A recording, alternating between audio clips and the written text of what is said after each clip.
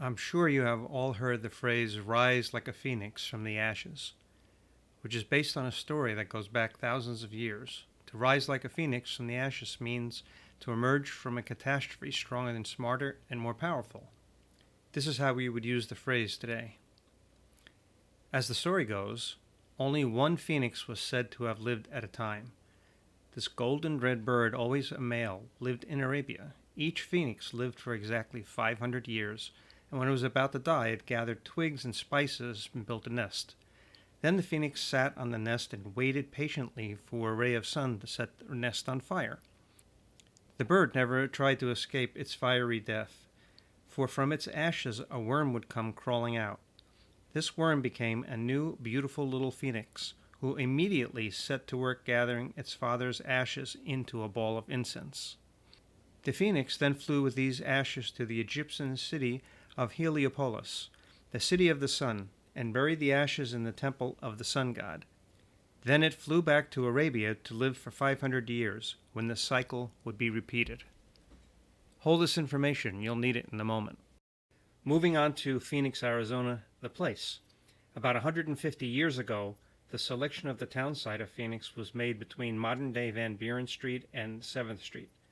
But let's go back before Phoenix became Phoenix, around 1450. The area was home to the so-called Hohokam people.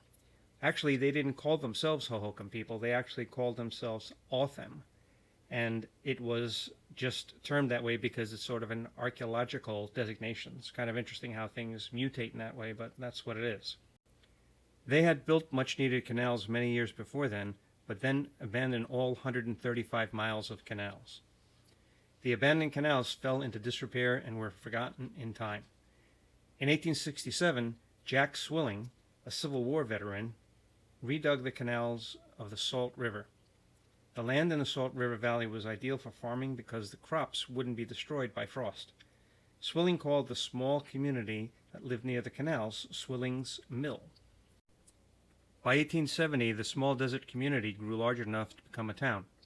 What we now know as Phoenix had many name changes before it settled on Phoenix. Mill City, Healing's Mill, Pumpkinville, Stonewall, Selenia were all suggested names for the new town. The name Phoenix was suggested by Darrell Dupa. This name was chosen to signify how a new civilization was reborn from the ashes of a former collapsed civilization, similar to the rebirth of the mythical Phoenix experiences after the fiery death. And now you have the next connection between Phoenix, the town, and Phoenix, the bird. The Meerschaum pipe that you now see belonged to Darrell Dupa, the Englishman who named the city of Phoenix. Dupa was an academic who studied the classics and knew several languages. It seems that many things in history do have a connection to the pipe. It's kind of interesting. And now you know the rest of the story. This is Peter Piper, NYC, in Phoenix, wishing you good fortune and great piping.